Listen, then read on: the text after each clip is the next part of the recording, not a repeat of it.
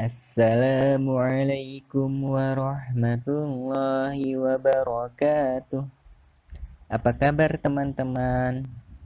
Semoga kalian dalam keadaan sehat dan tetap bersemangat dalam menuntut ilmu. Selamat bergabung di Sentra Imtak. Sebelumnya perkenalkan, nama Bapak Miftahul Huda. Teman-teman bisa memanggil Pak Huda. Nah, teman-teman, pekan ini teman-teman akan belajar tentang ekosistem hutan dan ekosistem padang rumput. Karena ini adalah sentra imtak, maka teman-teman akan belajar yang dapat meningkatkan keimanan dan ketakwaan. Pokok bahasan kita pada hari ini adalah mengenal Allah Subhanahu wa Ta'ala melalui ekosistem hutan dan ekosistem padang rumput. Nah, teman-teman, ekosistem hutan adalah segala komponen yang ada di hutan yang saling mempengaruhi, saling berhubungan, baik itu benda hidup ataupun benda mati. Nah, pada kesempatan ini Bapak hanya berfokus pada benda hidupnya aja ya. Nah, komponen ekosistem hutan yang utama apa sih? Yang pertama adalah berbagai jenis pohon. Yang kedua adalah berbagai jenis hewan. Subhanallah teman-teman, perlu diketahui bahwasanya pohon itu merupakan ciptaan Allah Subhanahu wa Ta'ala yang sangat penting bagi kehidupan makhluk di bumi. Kenapa? Karena pohon itu menjadi satu-satunya penghasil oksigen. Oksigen itu adalah gas yang dibutuhkan oleh makhluk hidup untuk bernafas. Ini adalah bentuk kasih sayang Allah kepada makhluknya, menciptakan pohon yang bisa menghasilkan oksigen sehingga makhluk hidup bisa bernafas dengan leluasa. Nah, di hutan juga ada berbagai jenis hewan. Nah, hewan-hewan ini Allah ciptakan bukan dalam keadaan sia-sia, tapi semua diciptakan itu ada hikmahnya. Bagaimana Allah menunjukkan kekuasaannya di bumi ini kepada manusia yang memiliki akal. Setiap makhluk yang diciptakannya itu punya fungsi masing-masing.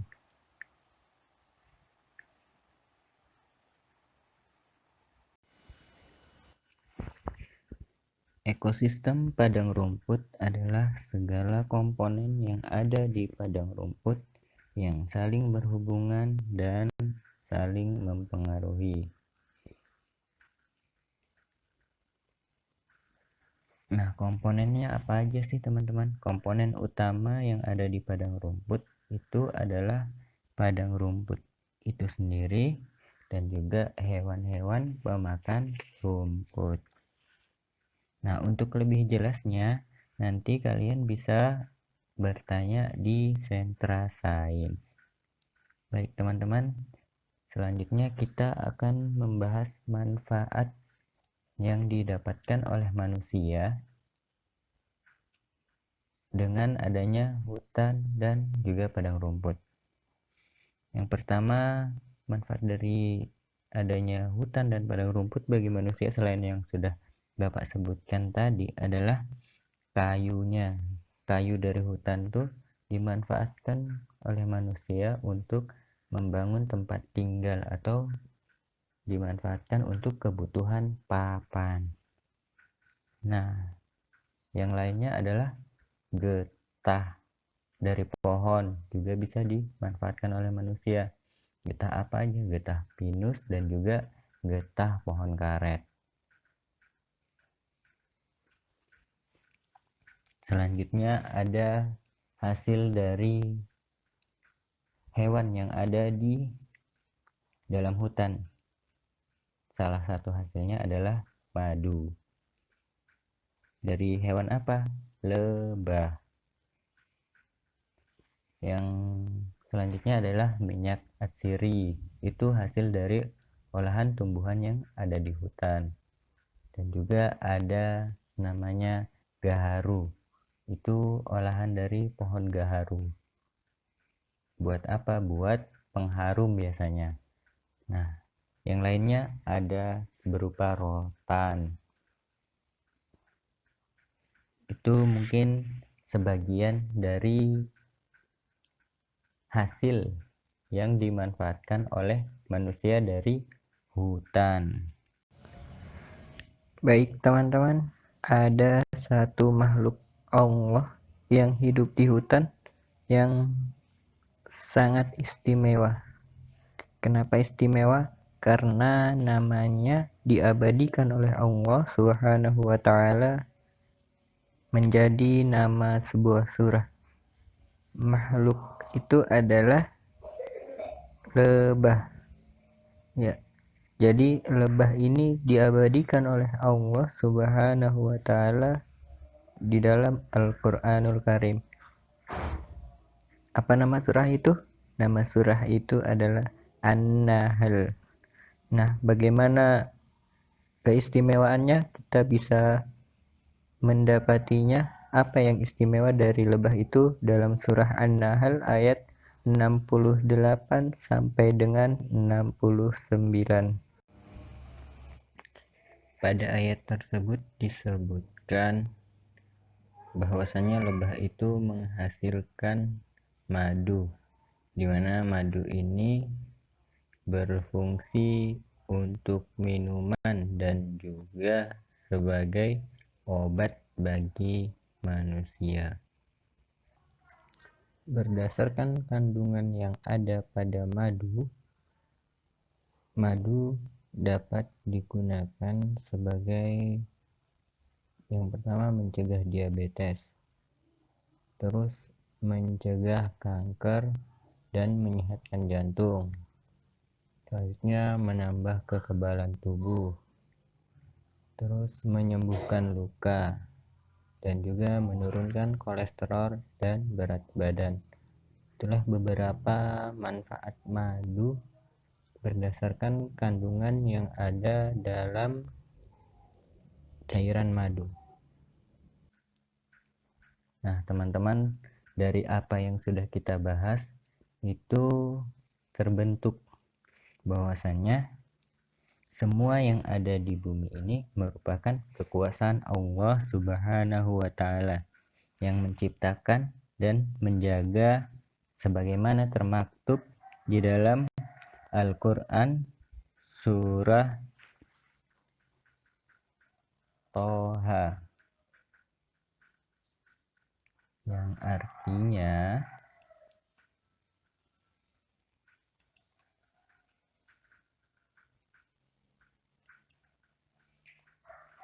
Allah menjadikan bumi sebagai hamparan bagimu dan menjadikan jalan-jalan di atasnya bagimu dan menurunkan air hujan dari langit, kemudian kami tumbuhkan dengannya berjenis dan beraneka ragam tumbuhan. Nah, di sini Allah menjelaskan bahwa semuanya itu Allah ciptakan untuk manusia.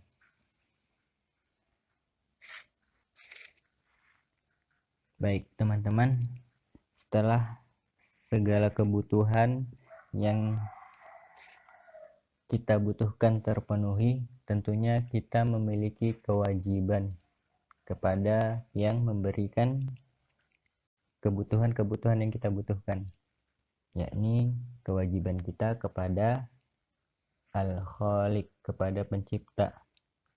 Ya, apa kewajiban kita? Yang pertama adalah beribadah, yakni menjalankan segala perintahnya dan menjauhi segala larangannya sebagai bentuk syukur. Kemudian menjaga keseimbangan alam agar tidak terjadi kerusakan. Juga yang terakhir yang tidak kalah penting adalah tidak berlebihan dalam mengelola alam, karena segala sesuatu yang berlebihan itu tidak baik.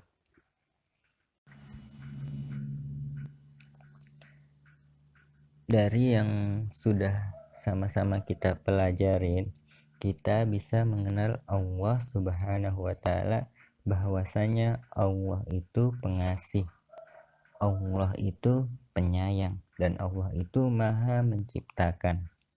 Nah, dalam Al-Quran, semua nama-nama Allah itu disebut dengan Al-Asma'ul Husna.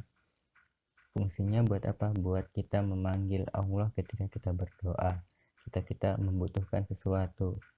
Nah, salah satu dan sebagiannya yang bisa kita kenal dari apa yang sudah kita pelajarin, yang pertama adalah Ar-Rahman, artinya Allah itu Maha Pengasih.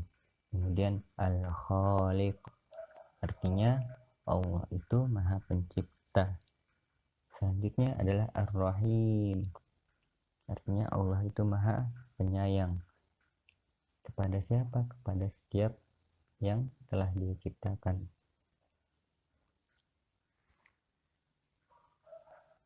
Baik, teman-teman, itu adalah materi yang bisa Bapak sampaikan tentang ekosistem hutan dan juga ekosistem padang rumput. Selanjutnya, ini adalah tambahan materi di sentra Imtak. Belajar kosakata bahasa Arab. Nah, teman-teman silahkan diikutin ya.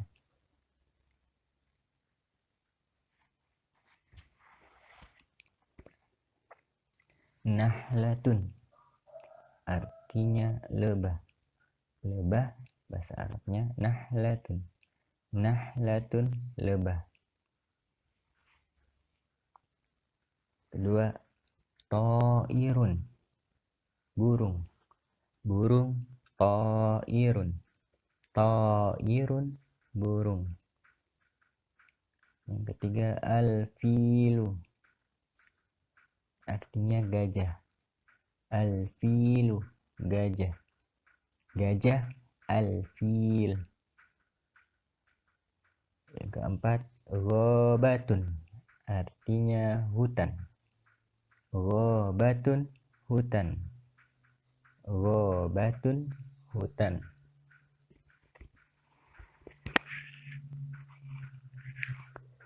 Yang kelima, waraqatus syajari, artinya daun. Waraqatus syajari, daun. Daun, waraqatus syajari. Keenam, zahratun, artinya bunga. Bunga bahasa Arabnya zahratun. Zahratun, bunga.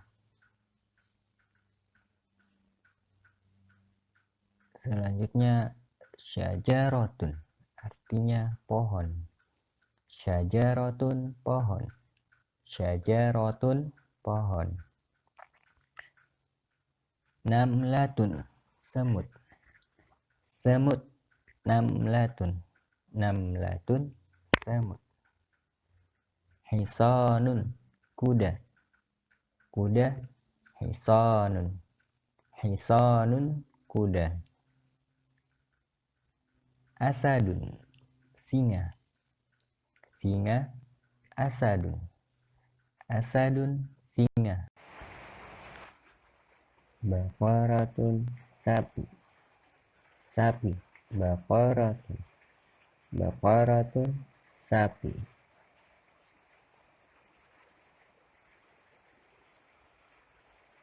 Qiradatan, kera. Qiradatan, kera. Kera, qiradatan.